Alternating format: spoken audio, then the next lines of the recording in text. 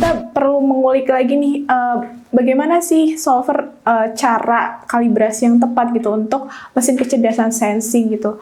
Tapi bagi orang tua hati-hati, jangan kebanyakan obrolan janji. Nah, jangan banyak omon-omon aja, dia dapat A, B, ternyata.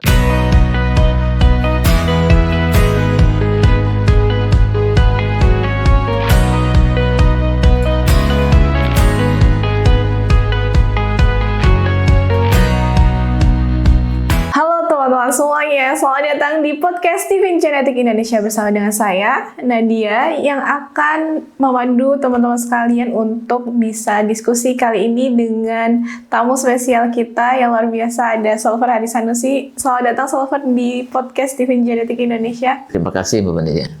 Oke, baik. Pada episode kali ini, kita akan bahas masih seputar topik healing yang sebelum-sebelumnya nih Solver ya.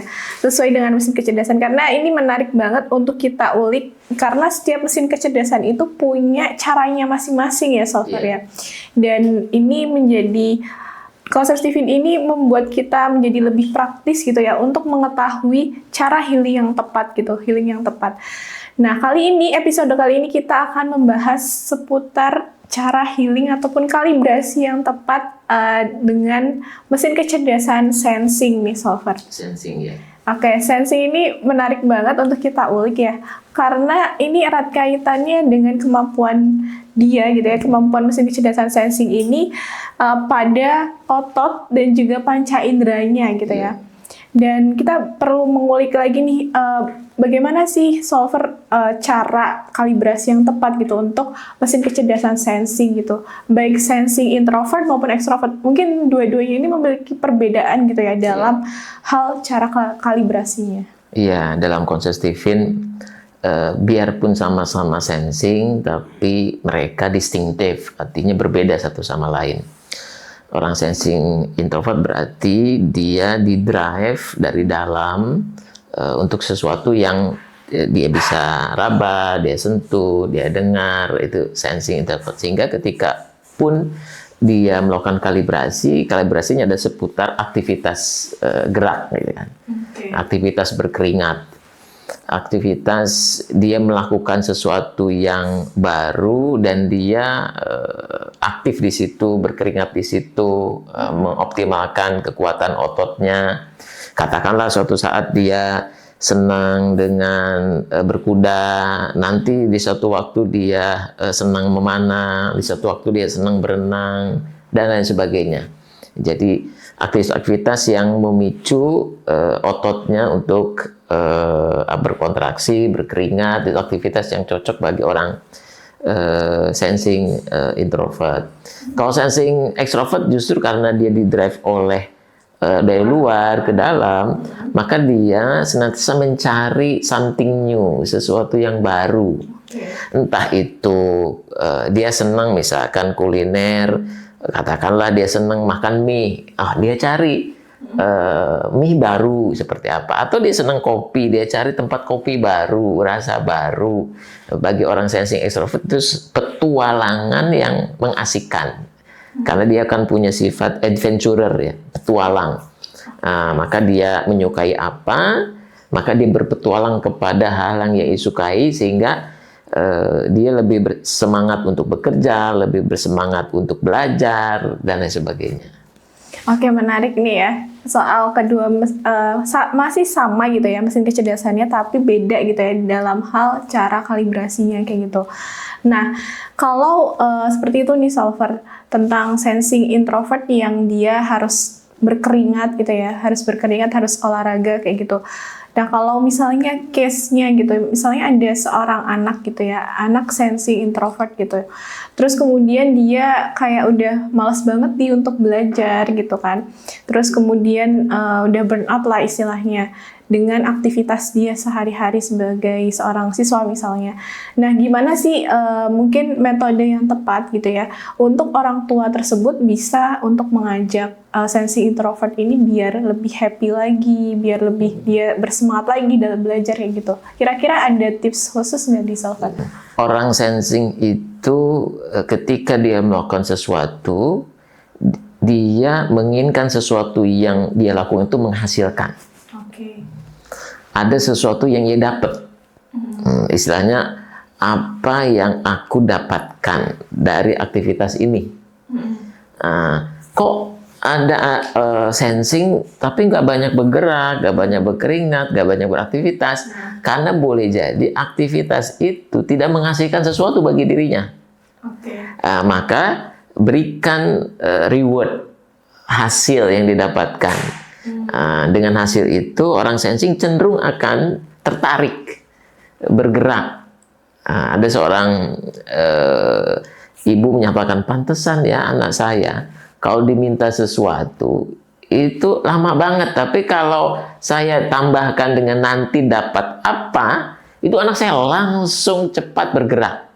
Kenapa? Karena sensing memang secara personality genetik akan tertarik dengan sesuatu yang menghasilkan, yang dia lakukan dengan dirinya sendiri. Itu yang perlu distimulus. Oke, jadi tipsnya untuk orang tua harus kita sebisa mungkin menyajikan gitu ya suatu hal yang bisa menggerakkan si sensing ini gitu ya. Dia dapat reward, dapat hasil, tapi bagi orang tua hati-hati, jangan kebanyakan obrolan janji.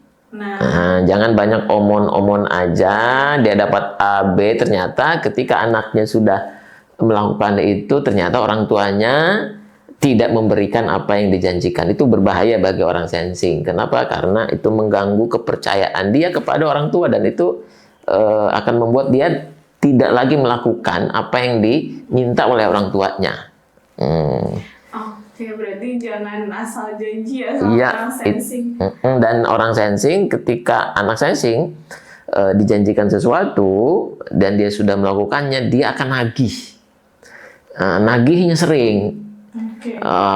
Tagih lagi, ditagih lagi sampai orang tuanya itu memenuhi janjinya. Oke, menarik ya soal sensing ini. Tadi nih Solver kan si sensing ini case-nya tadi misalnya kok sensing ini dia nggak mau bergerak gitu ya, nggak mau berkeringat, nggak mau istilahnya malah rebahan gitu kan.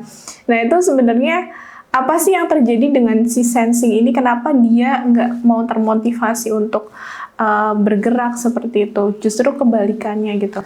Karena orang sensing itu kan memperhatikan sumber daya yang ia miliki, sensori.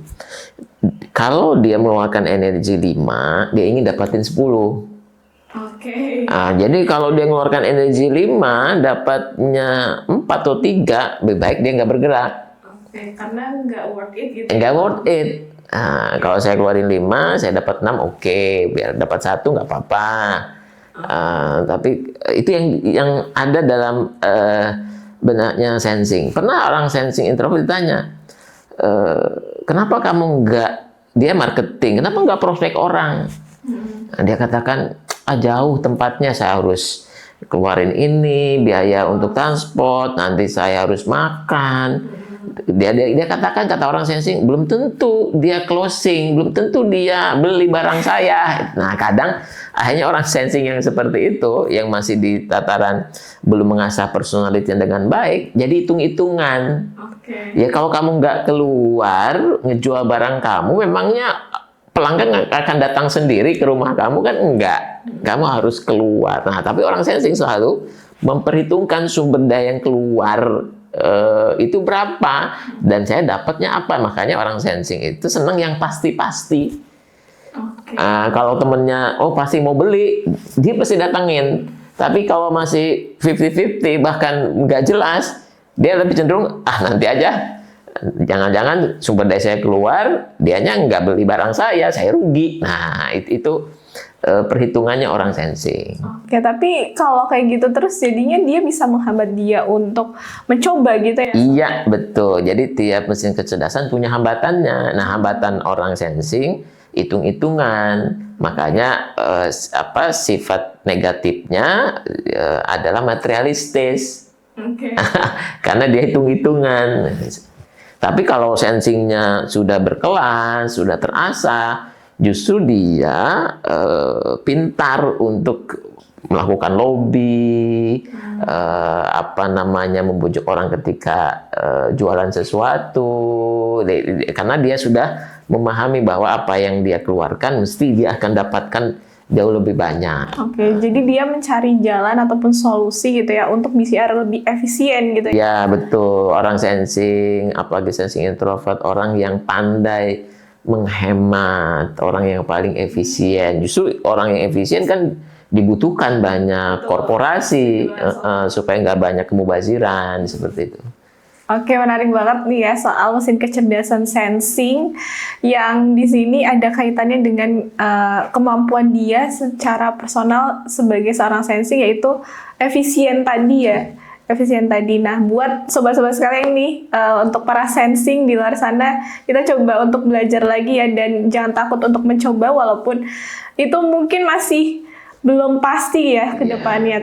Tapi setidaknya dengan mencoba tersebut kita bisa lebih tahu gitu ya, mana cara yang lebih efisien dan juga mungkin cara yang tepat gitu ya untuk bisa kita lakukan. Oke, baik, mungkin sekian obrolan kita nih Solver soal mesin kecerdasan sensing, dan mungkin nanti kita akan lanjutkan ke episode selanjutnya di mesin kecerdasan yang lainnya. Jadi tetap tonton terus dan ikuti di podcast Tiffin Genetik Indonesia. Dan buat teman-teman sekalian yang ingin bertanya, silahkan bisa di kolom komentar. Nanti kita akan jawab di podcast episode selanjutnya. Dan jangan lupa untuk like, subscribe, dan share sebanyak-banyaknya agar semua orang gitu ya bisa tahu nih metode healing yang tepat dan juga bisa tahu terkait aplikasi metode Stephen itu sendiri. Dan sampai jumpa di lain kesempatan. Terima kasih.